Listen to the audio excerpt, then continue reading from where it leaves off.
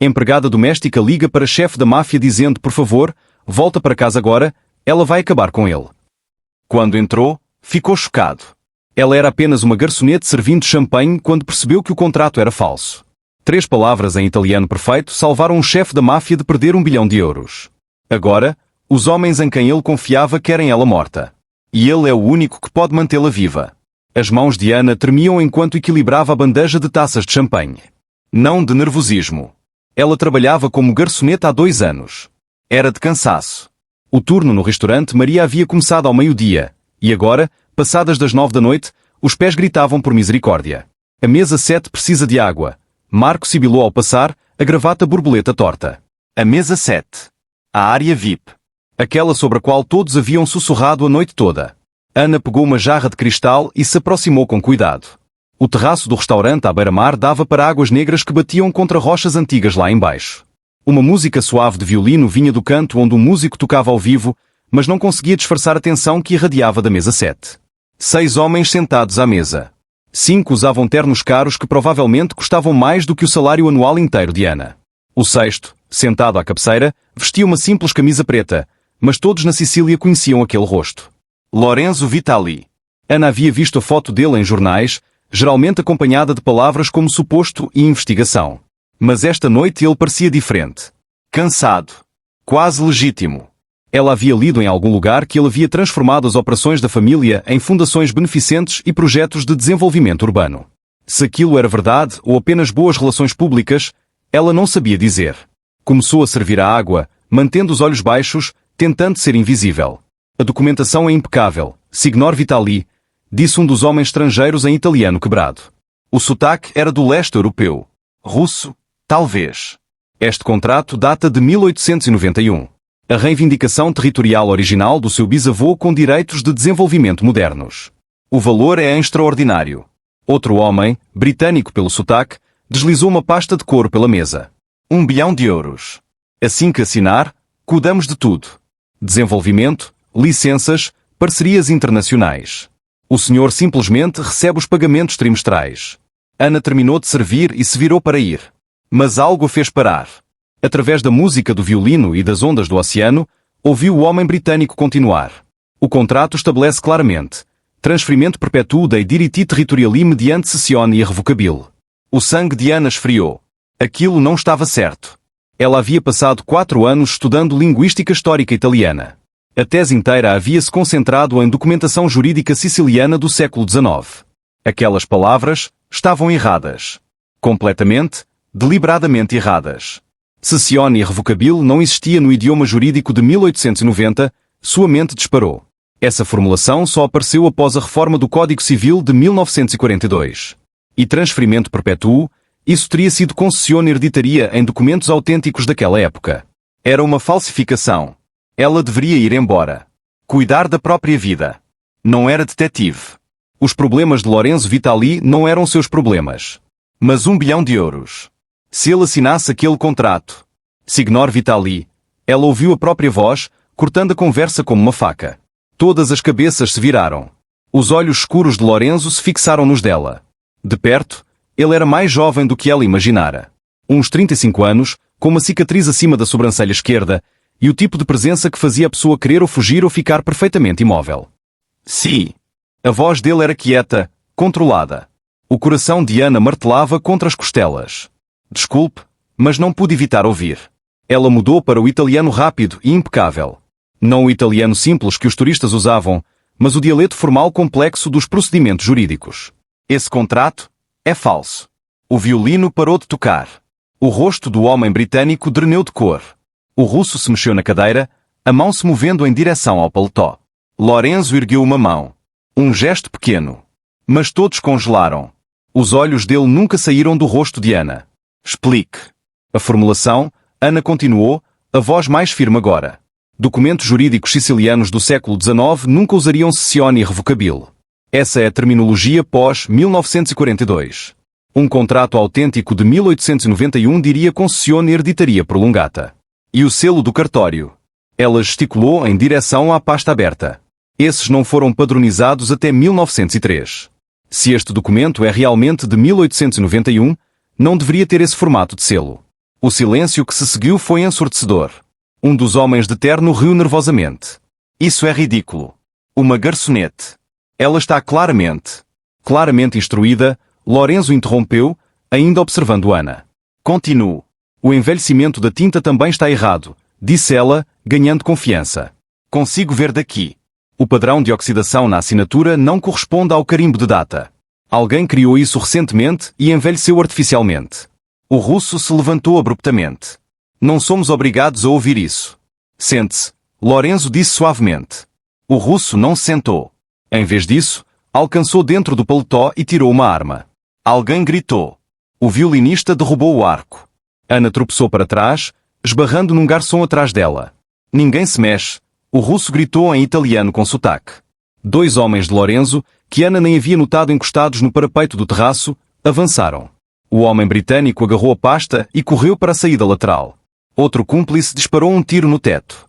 Gesso choveu. Mais gritos explodiram das mesas próximas. Ana foi ao chão, as mãos cobrindo a cabeça. Através do caos de passos correndo e gritos, sentiu mãos fortes agarrarem seus braços e a puxarem em direção à entrada da cozinha. Levem ela para fora agora. A voz de Lorenzo ordenou. Ela tentou resistir, mas as mãos eram insistentes. Enquanto era arrastada pela porta dos fundos da cozinha para o ar da noite, ela vislumbrou o restaurante pela última vez. Cadeiras derrubadas, vidros estilhaçados. E Lorenzo Vitali olhando diretamente para ela. A expressão dele não era de raiva. Era calculista. E Ana percebeu, com uma certeza que afundou o estômago, que a vida havia mudado para sempre. O ar noturno atingiu o rosto de Ana como um tapa. Dois homens de terno escuro a seguravam pelos braços, puxando-a para o lado do prédio em direção ao estacionamento. Os sapatos raspavam contra o cascalho, e o avental havia rasgado em algum momento no caos. Espera! Parem! Me soltem! Ela tentou se desvencilhar, mas os apertos eram de ferro. Atrás deles, mais tiros ecoaram. Vidro estilhaçou. Um grito de mulher cortou a noite, seguido pelo uivo de sirenes se aproximando. A polícia está chegando, um dos homens murmurou no rádio. Pacote assegurado. Não sou um pacote, Ana gritou. Preciso voltar. Minha bolsa, meu celular. Sem tempo, o outro disse bruscamente. Chegaram a um SUV preto estacionado nas sombras. A porta traseira abriu e Ana foi empurrada, não com força, mas firmemente, para o banco traseiro. Um dos homens entrou ao lado dela enquanto o outro ocupou o banco do motorista. O motor rugiu. Isso é sequestro, Ana disse, a voz tremendo. Sou testemunha. A polícia vai precisar do meu depoimento. A polícia vai fazer você ser morta. O homem ao lado dela disse. Era mais velho, uns 50 anos, com grisalho nas têmporas e uma calma que tornava tudo ainda mais aterrorizante. Aqueles homens não eram amadores. No momento em que perceberem que você expôs a operação, virão atrás de você. O SUV saiu do estacionamento bem quando 3 viaturas passaram em sentido contrário, luzes acesas. A mente de Ana disparou. Aquilo não podia estar acontecendo. 2 horas atrás, a maior preocupação era se ganharia gorjeta suficiente para cobrir o aluguel. Agora estava num veículo em alta velocidade com 2 homens de Lorenzo Vitali, fugindo do que poderia ter sido uma cena de tentativa de assassinato. Para onde estão-me levando? Para um lugar seguro. Isso não é uma resposta.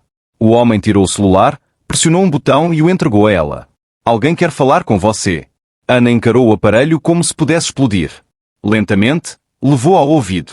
Olá, Ana Rossi. A voz de Lorenzo Vitali era calma como se estivesse fazendo um pedido para jantar. Nascida em Palermo, graduada pela Universidade de Bolonha com honras em Linguística Histórica.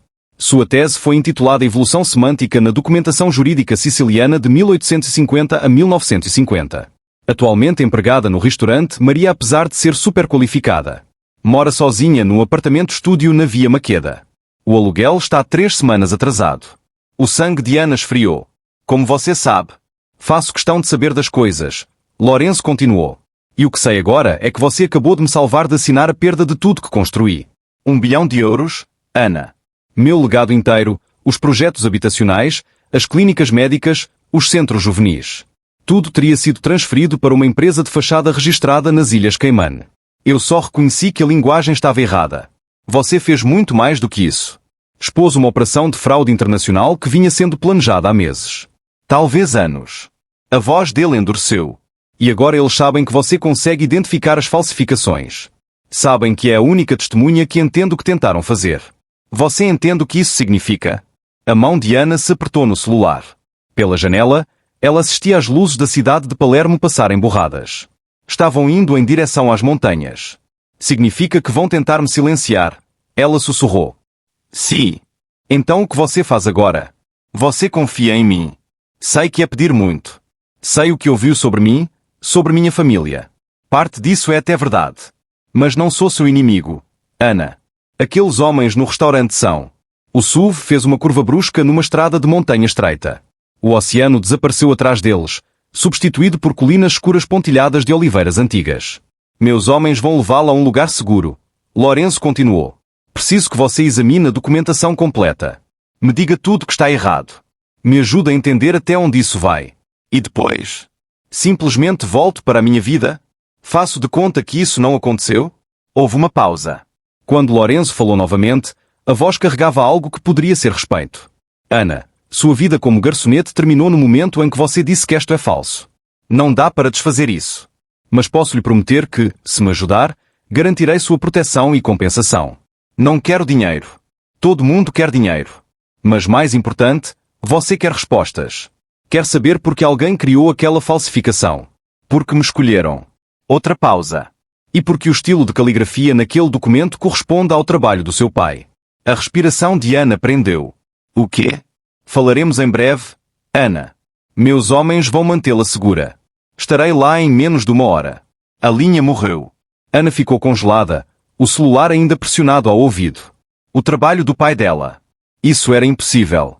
O pai estava morto havia 3 anos. Não estava? A chuva começou a cair enquanto o SUV subia pelas montanhas. Gotas gordas espirravam contra o para-brisa e relâmpagos piscavam ao longe. Ana assistia à tempestade chegar do mar, a mente girando mais rápido do que as rodas do veículo. O trabalho do pai dela. As palavras de Lourenço ecoavam como uma provocação. Jep Rossi havia sido um mestre calígrafo, um dos melhores da Sicília. Restaurava manuscritos antigos para museus, criava convites de casamento para famílias ricas, e havia ensinado a Ana tudo o que sabia sobre a arte sutil da escrita histórica. Havia também morrido 3 anos atrás. Ataque cardíaco. Ela estava lá. Havia segurado a mão dele no hospital. Então como o trabalho dele poderia estar ligado a uma falsificação criada recentemente? Chegamos, o motorista anunciou. O SUV passou por portões de ferro que se abriram automaticamente e se fecharam com uma batida ominosa atrás deles. A vila à frente era enorme. 3 andares de pedra e terracota, rodeada de jardins impecáveis que eram mal visíveis na chuva. Guardas armados ficavam na entrada, observando a aproximação com atenção de falcão. Aquilo não era uma casa. Era uma fortaleza. As mãos de Ana estavam tremendo novamente. Quero ligar para minha colega de trabalho. Ela vai estar preocupada. Sem celulares, o homem de cabelos grisalhos disse. Sem crueldade. Não até garantirmos a situação. Se aqueles homens têm conexões, e têm, podem rastrear ligações, mensagens, tudo. Então sou uma prisioneira. Você é uma testemunha protegida. Há uma diferença. Ah? Ele não respondeu. Por dentro, a vila era surpreendentemente acolhedora. Pisos de mármore, arte cara nas paredes, móveis que pareciam pertencer a um museu. Uma mulher na casa dos 60 apareceu, vestida simplesmente, mas com elegância, e gesticulou para Ana a seguir. Querida, você está encharcada. Vamos arranjar roupas secas e comida. Não estou com fome. Vai estar. A mulher disse com um tipo de certeza materna que não admitia argumento. Sou Lucia. Cuido da casa. Não se preocupe. Está segura aqui. 20 minutos depois, Ana estava num quarto de hóspedes usando roupas emprestadas. Calça de algodão macio e uma blusa que cheirava a lavanda. Lucia havia trazido sopa e pão, que Ana picou sem provar. Pela janela, a tempestade se intensificava, lençóis de chuva lavando o lado da montanha. Uma batida na porta a fez pular. Entre, ela chamou, esperando Lucia. Em vez disso, Lorenzo Vitali entrou no quarto. Havia trocado a camisa preta por uma blusa cinza simples, e o cabelo escuro estava úmido da chuva. Sem a iluminação dramática e a tensão do restaurante, parecia mais humano. Linhas de cansaço marcavam em volta dos olhos, e havia lama nos sapatos. Você veio pela chuva, Ana observou. Disse que viria. Ele ficou junto à porta, mantendo distância entre eles. Posso sentar? Ela sinalizou para uma cadeira junto à janela. Lorenzo se sentou, os movimentos cuidadosos e deliberados. Por um momento, apenas a olhou. Não ameaçador, mas avaliando, como se tentasse resolver um quebra-cabeça. Você está se perguntando por que mencionei seu pai. Ele disse afinal. Ele está morto. Sei. Sinto muito. Lorenzo tirou um tablet da bolsa e tocou a tela. Mas olhe isto. Virou o tablet para ela. Na tela havia uma fotografia em alta resolução da assinatura do contrato falso. Ela conhecia aquela caligrafia em qualquer lugar. O laço distintivo na letra V. O ângulo preciso dos cruzamentos do T. O floreio sutil no final de cada linha. Era o estilo do pai. A técnica exata dele. Isso é impossível, ela sussurrou. Ele nunca criaria uma falsificação. Tinha integridade. Acredito em você, Lorenzo interrompeu gentilmente. Por isso acho que alguém roubou o trabalho dele, copiou a técnica, ou ele hesitou. Usou algo que ele criou inocentemente para um propósito diferente. A mente de Ana correu de volta pelas memórias. O estúdio do pai repleto de projetos inacabados, os documentos que trabalhava para vários clientes. Era meticuloso, guardando amostras de tudo. Depois que ele morreu, ela disse devagar, o estúdio foi arrombado. A polícia disse que era vandalismo aleatório. Nada de valor foi levado, apenas papéis espalhados. Achei que fosse sem sentido. Mas alguém estava procurando algo. Lorenzo terminou. Amostras do trabalho dele. Talvez modelos que podiam modificar. Quem faria isso? É o que preciso que me ajude a descobrir. Lorenzo se inclinou para a frente, a expressão intensa. Ana, essa falsificação não é apenas sobre roubar dinheiro. É sobre destruir tudo que construí legitimamente. Alguém quer me pintar como idiota ou criminoso. Assinar meus ativos prova que sou incompetente, ou me faz parecer que estou escondendo dinheiro offshore. Por que me contar tudo isso? Porque você já está envolvida. E porque... Ele pausou, algo mudando na expressão. Você é a única pessoa que percebeu. Todos no restaurante, incluindo meus próprios conselheiros, estavam prontos para me deixar assinar. Mas você viu a verdade em segundos.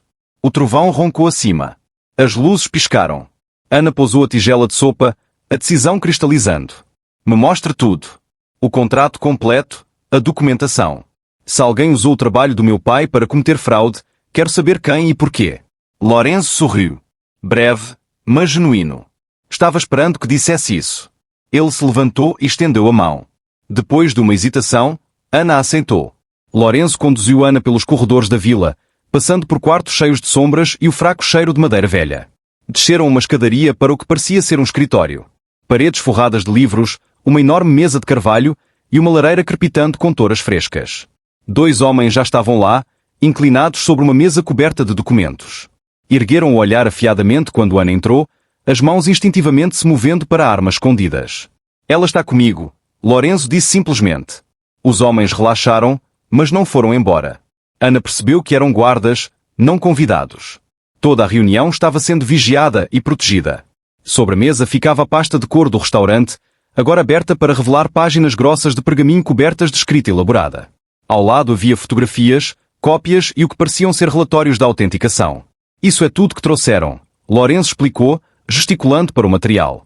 O contrato, documentação de suporte, selos de cartório, até fotografias antigas supostamente mostrando os limites originais da propriedade. Ana se aproximou devagar, os instintos acadêmicos sobrepondo o medo. Colocou as luvas de algodão que Lorenzo ofereceu e levantou cuidadosamente a primeira página. O papel está errado, ela disse imediatamente. Este é pergaminho moderno feito para parecer velho. Documentos reais de 1891 teriam uma textura diferente, mais áspera, com linhas de corrente visíveis do processo de fabricação. Este é suave demais. O que mais?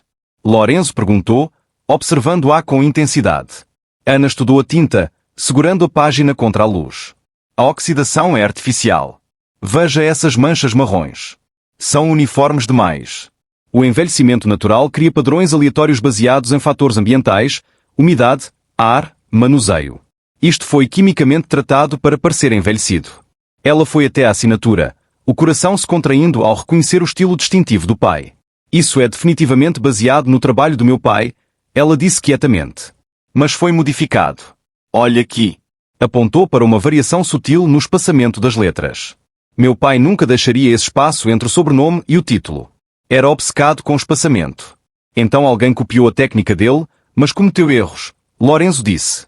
Ou digitalizaram o trabalho original dele e o alteraram digitalmente antes de imprimir. Ana folheou mais páginas, a mente analítica catalogando cada erro. A linguagem jurídica está completamente errada para o período. Usaram italiano contemporâneo misturado com palavras arcaicas aleatoriamente, como se estivessem apenas tentando soar antigos. E uma boa falsificação desta qualidade. Um dos guardas limpou a garganta. Quanto custaria para produzirem isso? Dezenas de milhares no mínimo. Ana respondeu. Materiais de falsificação de qualidade, impressão especializada, processos de envelhecimento artificial. Isso não foi barato nem apressado. Investiram dinheiro sério para tornar isso convincente. Lorenzo se encostou na mesa, braços cruzados. O que significa que esperavam um retorno enorme. 1 bilhão justifica o investimento. Mas por que especificamente você? Ana perguntou, erguendo o olhar dos documentos. Há alvos mais ricos na Itália. Porque sou vulnerável de uma forma única. A voz de Lorenzo endureceu. 10 anos atrás, minha família estava envolvida em atividades menos legítimas. Todos sabem. Passei a última década transformando tudo, comprando negócios legítimos, financiando programas sociais, trabalhando com supervisão do governo. Mas um escândalo, uma peça de evidência sugerindo que ainda opero nas sombras, e tudo desmorona. Ele pegou uma das fotografias, uma imagem encenada mostrando o que parecia ser um extrato de banco offshore.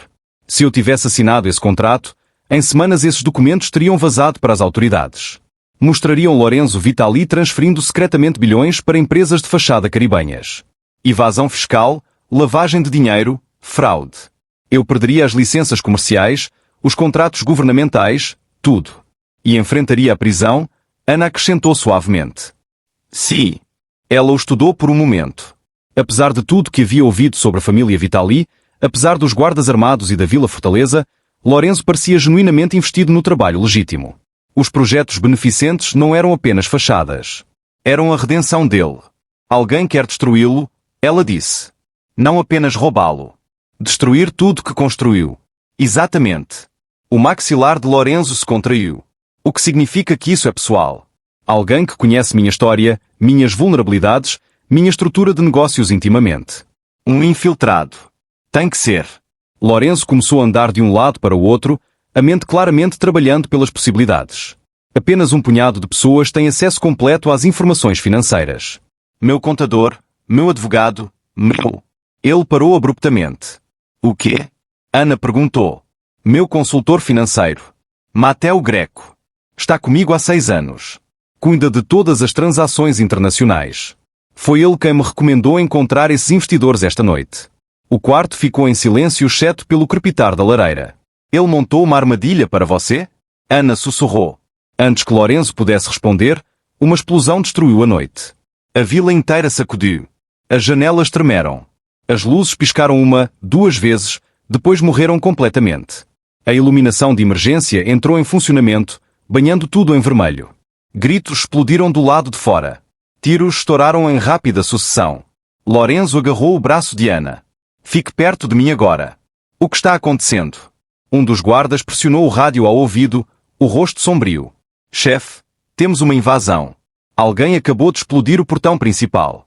Múltiplos veículos se aproximando rapidamente. A expressão de Lorenzo se tornou aço. Já nos encontraram. Ele puxou Ana em direção a uma porta oculta atrás da estante. Aqueles homens do restaurante não estão desistindo. E, Ana, sim. Os olhos dele encontraram os dela. Você não é apenas uma testemunha mais. É a evidência deles. A única pessoa que pode provar o que tentaram fazer. Enquanto corriam pelo passadico secreto, Ana percebeu a verdade com clareza fria. Ela não havia salvado Lorenzo Vitali. Havia pintado um alvo nas costas de ambos. O corredor era estreito, escuro, e cheirava a pedra úmida. Ana tropeçou atrás de Lorenzo, a mão agarrada ao paletó dele enquanto desciam escadas íngremes iluminadas apenas pela lanterna do celular. Atrás deles, gritos e tiros abafados ecoavam pelas paredes da vila. Para onde isso vai?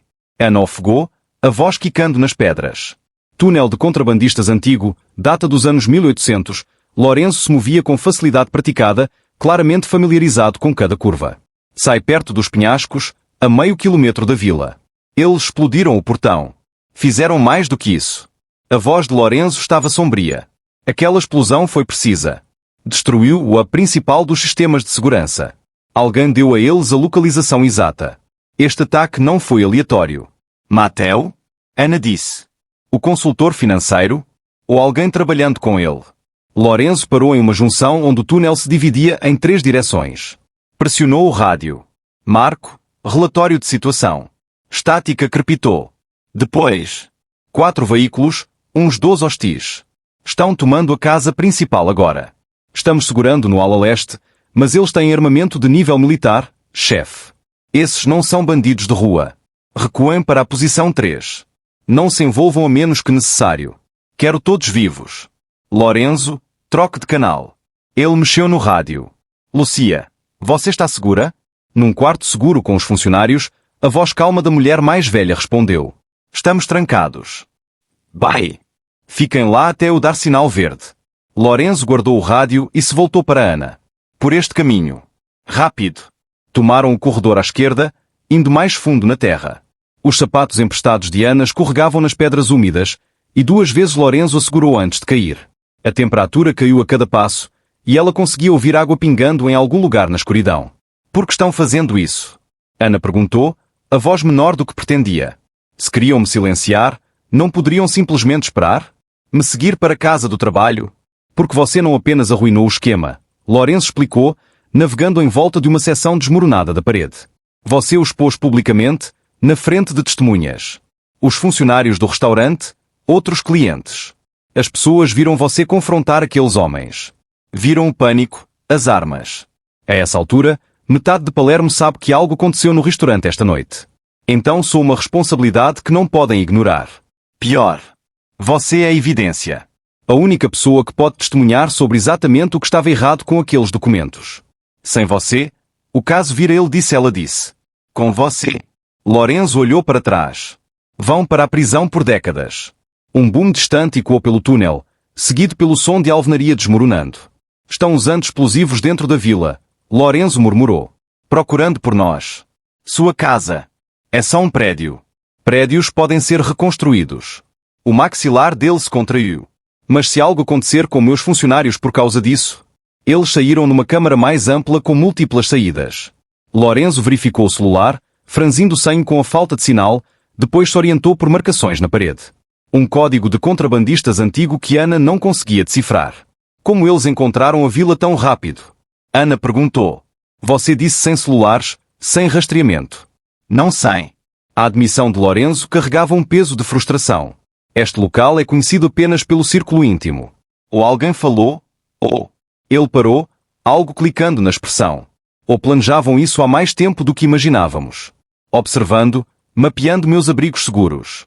Tudo foi coordenado, disse Ana, os pedaços se encaixando. A falsificação, a reunião no restaurante, o ataque. Queriam te prender num único lugar. E estão dispostos a matar qualquer pessoa no caminho. Lorenzo tirou a arma. Ana se encolheu com a visão, e ele verificou o cartucho. O que significa que não podemos confiar em ninguém exceto. Seu rádio explodiu com voz em pânico. Chefe, invadiram o corredor do quarto seguro. Recuem para Lucia. Levem os funcionários para o... Através do caos, um único tiro. Silêncio. Lucia, Lorenzo pressionou o rádio repetidamente. Marco, venha. Lucia, por favor responda. Nada. Ana assistiu enquanto algo mudava na expressão de Lorenzo. O medo cru se transformando em fúria fria. Ele ficou perfeitamente imóvel por 3 batimentos cardíacos. Então se moveu com propósito repentino. Mudança de planos, ele disse, a voz mortalmente quieta. Não estamos mais fugindo. O quê? Disse para manter você segura. Mas não vou abandonar minha família para me salvar. Ele se virou para ela, e Ana viu algo perigoso nos olhos. Há um carro esperando na saída do túnel. Chaves na ignição. Quando chegarmos lá, você dirige direto para a Delegacia Central de Palermo. Pergunte pelo capitão de Marco. Ele é limpo. Não está na lista de ninguém. Conte tudo. E você? Estou voltando. Isso é loucura. Vão te matar. Lorenzo verificou a arma novamente. Os movimentos mecânicos. Talvez. Mas essas pessoas lá em cima, Lucia me criou depois que minha mãe morreu. Marco salvou minha vida em Nápoles. Não abandono família. Ele começou a caminhar de volta pelo caminho que vieram. Ana ficou congelada por um momento, observando-o desaparecer na escuridão. Cada instinto lógico gritava para ela fugir. Pegar a rota de escape. Sobreviver. Em vez disso, ela ouviu a própria voz. Espera. Lorenzo se virou. Você vai precisar de alguém que consiga identificar as falsificações, Ana disse, a voz mais firme do que se sentia. Se é sobre evidência, eu sou a evidência. Voltamos juntos. Ana, você não abandona a família, certo? Ela respirou fundo. Bem, usaram o trabalho do meu pai para isso. Isso torna pessoal para mim também. Pela primeira vez desde a explosão, Lourenço sorriu. Breve e feroz. Fique perto de mim, ele disse. E quando eu disser para correr, você corre. Entendido. Ana assentiu, não confiando na voz. Juntos, viraram em direção aos sons da destruição, caminhando para o perigo em vez de se afastar. Nunca chegaram à vila. No meio do túnel, o celular de Lourenço vibrou com uma mensagem.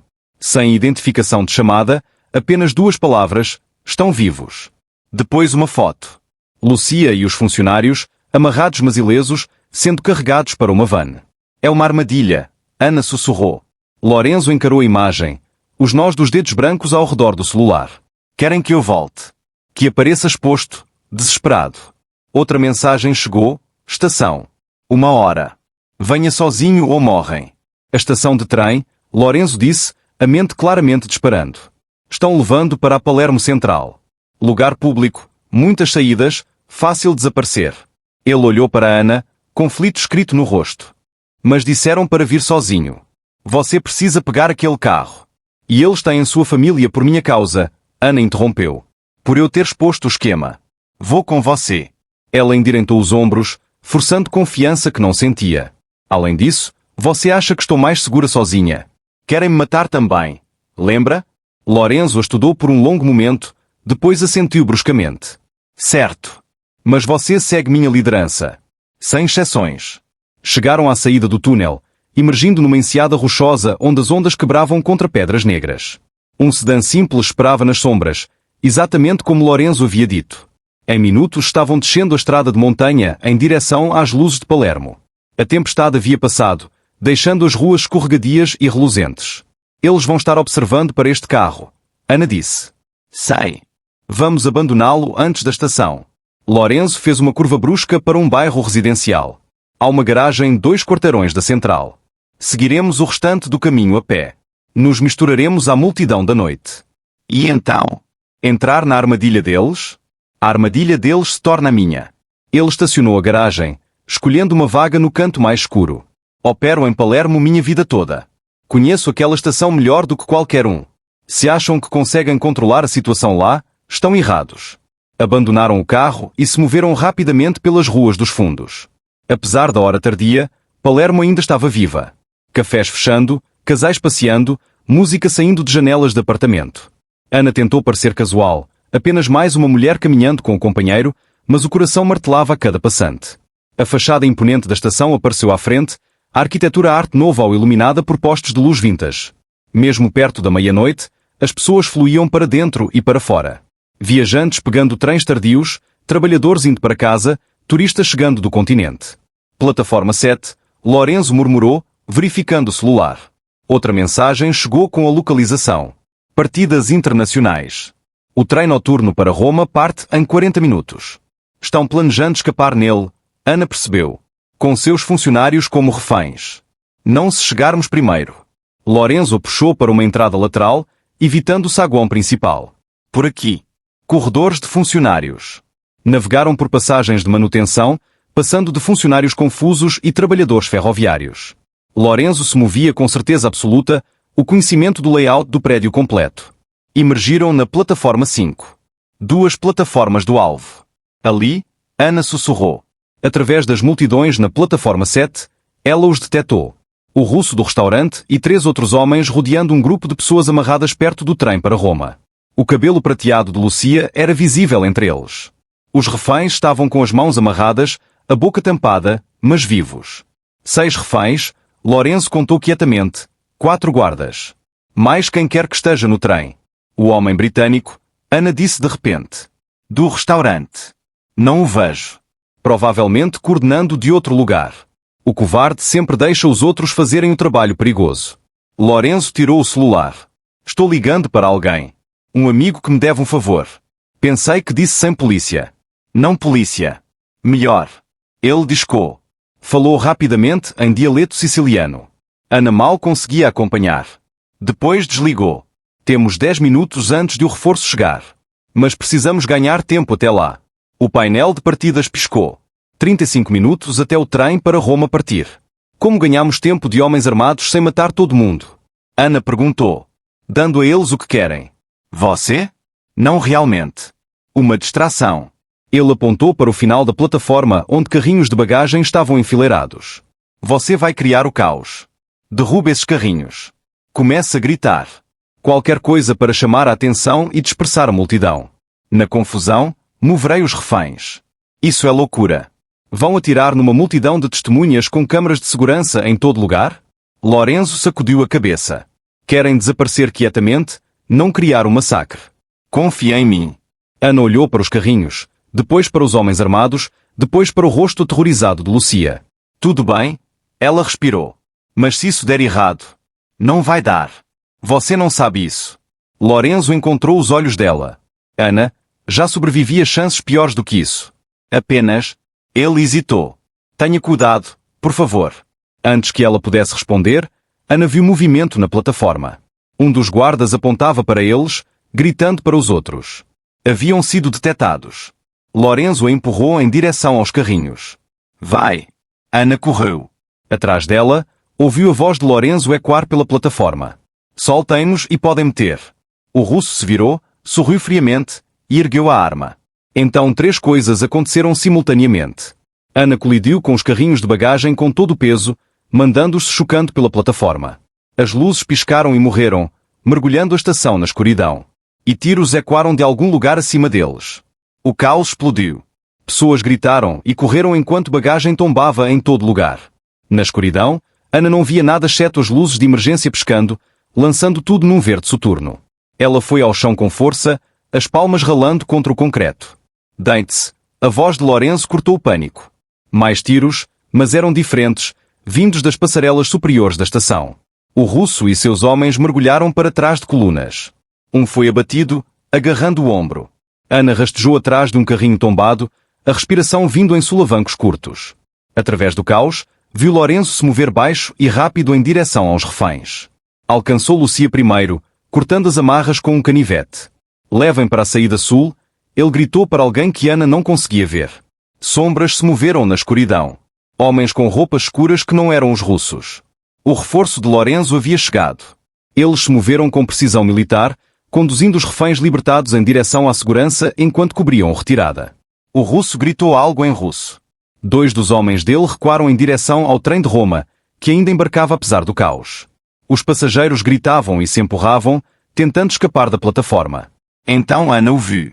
De pé calmamente perto do vagão de primeira classe, assistindo toda a cena com fria calculista, havia um homem num terno caro. 40 e poucos anos, cabelo sal e pimenta, óculos de grife. Parecia completamente fora de lugar em meio à violência, como um empresário aborrecido com um voo atrasado. Ele tirou o celular, fez uma ligação, depois desapareceu no vagão do trem. Lorenzo, Ana gritou. Alguém acabou de embarcar no trem. Mas o aviso foi abafado pelo apito de partida do trem. As portas começaram a fechar. Lorenzo também viu. Ele correu em direção ao trem, mas já estava se movendo, ganhando velocidade ao sair da plataforma. O russo e os homens restantes haviam desaparecido na multidão fugindo, usando os passageiros como cobertura. Em minutos, tudo havia acabado. A segurança da estação e a polícia inundaram a plataforma. Os homens de Lorenzo se dissolveram nas sombras tão rapidamente quanto haviam aparecido. Os reféns estavam seguros, agrupados perto do café da estação onde os paramédicos os verificavam. Lorenzo encontrou Ana atrás do carrinho de bagagem, a ajudou a se levantar. Você está sangrando. Ela olhou para baixo. As palmas tinham raspões e as calças emprestadas estavam rasgadas no joelho. Eu? Mas aquele homem no trem. Eu o vi. Eu vi também. O maxilar de Lorenzo estava tenso. Precisamos parar aquele trem antes de chegar a Roma. Se ele escapar. Uma voz fraca os interrompeu. Lorenzo. Eles se viraram. Lucia havia-se afastado dos paramédicos e caminhava em direção a eles, trêmula mas determinada. Os pulsos estavam roxos de cordas e o vestido elegante rasgado, mas os olhos eram ferozes. Zia, Lorenzo disse suavemente, usando o italiano carinhoso. Você devia descansar. Preciso saber de uma coisa. Lucia olhou para Ana, hesitante. É sobre a falsificação. Sobre como souberam. O que quer dizer? Um dos homens, enquanto estávamos amarrados, estava no telefone. Irritado, dizendo que o plano estava desmoronando. Ele mencionou um nome. Ela olhou diretamente para Ana. Joseph Prusy. O mundo de Ana inclinou. Meu pai. Disse algo sobre a filha não saber. E que os arquivos antigos de Rossi eram perfeitos, mas deveríamos ter destruído os originais. A voz de Lucia ficou macia de simpatia. Sinto muito, querida. Não entendo o que significa, mas achei que devia saber. Ana sentiu como se não conseguisse respirar. Isso é impossível. Meu pai morreu há 3 anos. Ele nunca... Ana, a mão de Lorenzo estava no braço dela, estudando-a. E se ele não soubesse? E se alguém roubou o trabalho depois que ele morreu? O arrombamento? Ela sussurrou. No estúdio. Disseram que nada foi levado. Mas e se não roubaram trabalho pronto? Lorenzo terminou o pensamento. E se levaram os guias de técnica, as folhas de prática, os modelos? Poderiam recriar o estilo dele perfeitamente. Mas quem saberia do trabalho do meu pai? Quem saberia do valor dele como calígrafo? A mente de Ana correu pelas memórias. Os clientes do pai, os colegas, os amigos, a firma de restauração com que trabalhava ocasionalmente, os curadores de museus, os colecionadores ricos que haviam encomendado peças. Então, como água gelada descendo pela espinha, ela se lembrou. Tinha alguém? Ela disse devagar. Um homem que foi ao velório, disse que havia trabalhado com meu pai em autenticação de documentos. Ofereceu-se para comprar os suprimentos restantes, o trabalho inacabado. Eu disse não, queria guardar tudo. Ela fechou os olhos, procurando na memória. O homem havia-lhe dado um cartão. Ela o havia jogado fora, angustiada demais pela dor para se preocupar com assuntos de negócios. Greco. Ela sussurrou, os olhos se abrindo. O nome dele era Mateo Greco. Lorenzo ficou perfeitamente imóvel. Meu consultor financeiro. A implicação pairou entre eles como uma lâmina. Ele conhecia meu pai. Ana disse, a voz tremendo. Tinha acesso ao trabalho dele. E está-me assessorando há 6 anos. Tempo suficiente para planejar toda essa operação. Tempo suficiente para mapear cada detalhe dos negócios. Lorenzo já estava se movendo, o celular no ouvido. Não estamos deixando ele chegar a Roma. Aquele trem faz uma parada em Cefalù em 90 minutos. Podemos chegar antes se sairmos agora. Nós? Ele a olhou, algo intenso na expressão. Ele usou o legado do seu pai para cometer fraude. Tentou destruir o trabalho da minha vida. E agora acha que escapou. O sorriso de Lorenzo era frio. Vamos provar que ele está muito, muito errado. Ana pensou no pai. As mãos cuidadosas, o orgulho no trabalho, a integridade. Alguém havia torcido a arte dele numa arma. Vamos, ela disse. Correram para a saída, deixando o caos da estação para trás. A caçada havia apenas começado. Não foram para Cefalù. No carro correndo pela estrada costeira, Lorenzo recebeu uma ligação que mudou tudo. Ele ouviu em silêncio, a expressão escurecendo, depois encerrou a chamada com uma imprecação aguda. O quê? Ana perguntou do banco do passageiro. Mateo desceu do trem mais cedo. Tony não é Cefalù. Os nós dos dedos de Lorenzo eram brancos no volante. Havia um helicóptero esperando. Ele já está em Roma. Como você sabe? Porque ele acabou de transferir 15 milhões de uma das minhas contas para um banco em Luxemburgo. A voz de Lorenzo estava mortalmente calma. O tipo de calma que precedia explosões. Está liquidando tudo que pode cessar antes que alguém congele as contas. Você não consegue detê-lo? Já liguei para o banco. Estão bloqueando todas as contas enquanto se pede investigação de fraude. Mas Mateo tinha códigos de autorização, acesso de backup. Pode ter sugado milhões antes de sermos notificados. Lorenzo acelerou, o carro abraçando as curvas da estrada de montanha. Precisamos de prova. Evidência sólida que o ligue diretamente à falsificação. O contrato em si não será suficiente. Um bom advogado vai argumentar que ele foi enganado também, que recomendou o negócio de boa fé. Precisamos provar que orquestrou tudo, que sabia do trabalho do seu pai, que planejava isso há anos. Onde estaria essa prova? O documento original roubado em que a falsificação foi baseada foi levado do arquivo do Ministério da Herança Cultural. Se conseguirmos provar que Mateo acessou aqueles arquivos, encontrar evidência de que ele encomendou o roubo, isso é conspiração, fraude e roubo de patrimônio nacional. Crimes que levam à prisão séria, mesmo para homens ricos com advogados caros, Ana completou. A viagem para Roma levou 4 horas. Pararam uma vez por gasolina e café horrível, nenhum falando muito, ambos perdidos em pensamentos.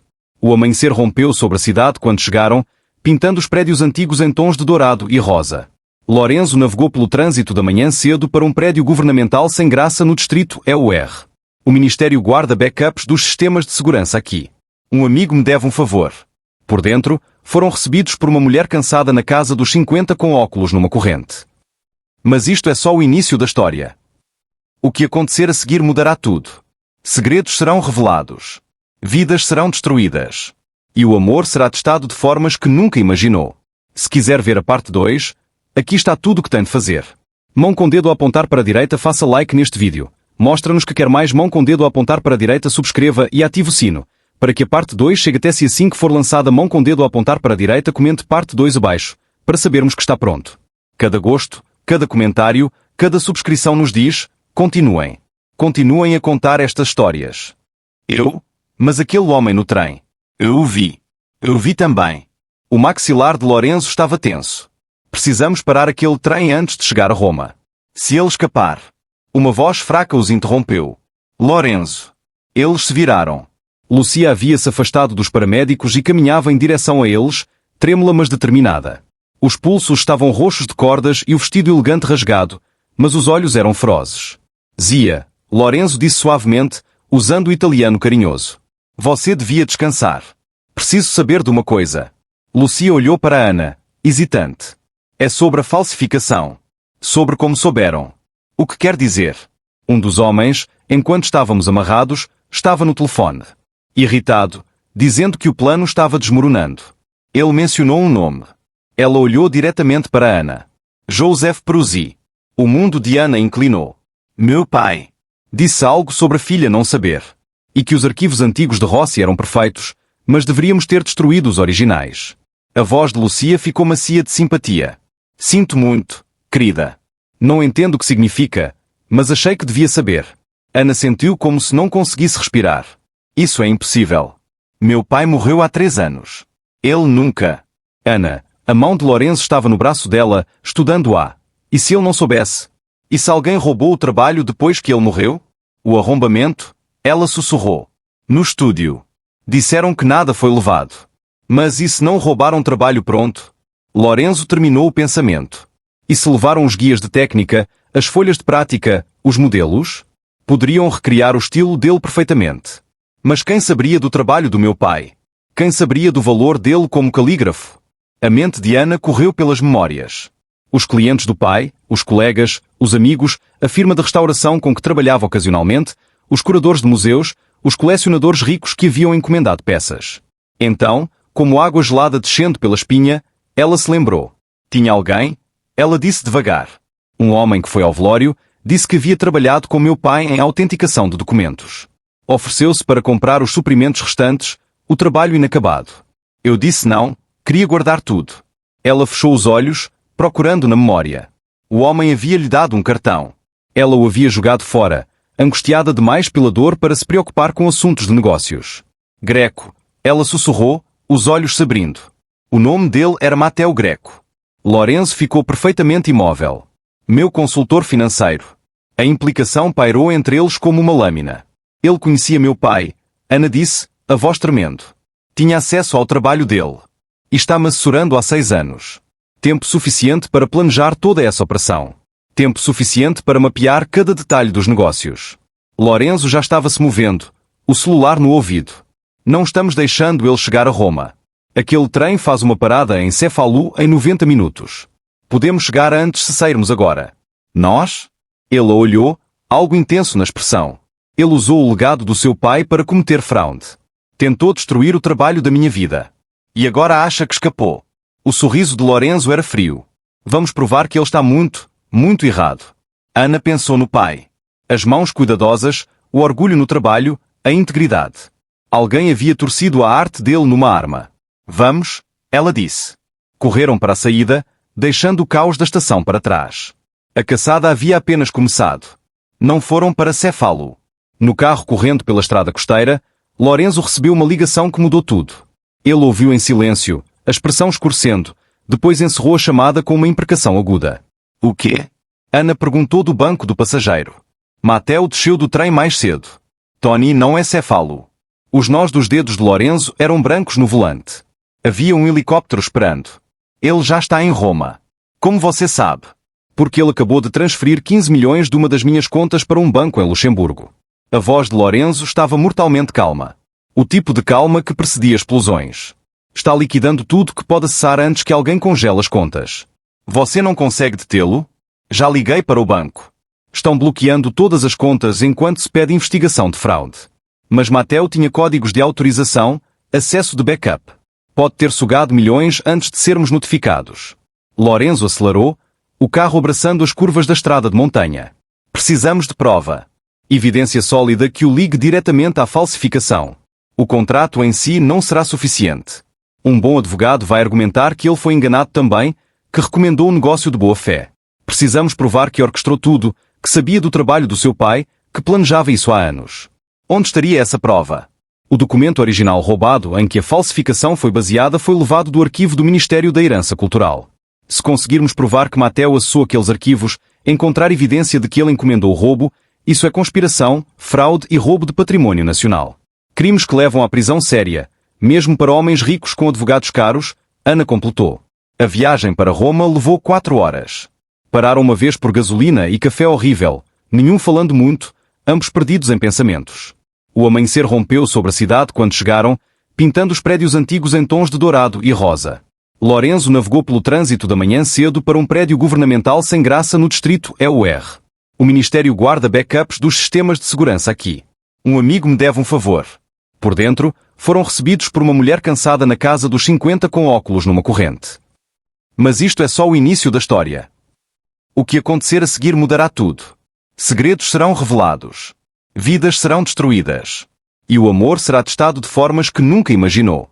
Se quiser ver a parte 2, aqui está tudo o que tem de fazer. Mão com dedo a apontar para a direita, faça like neste vídeo. Mostra-nos que quer mais. Mão com dedo a apontar para a direita, subscreva e ative o sino.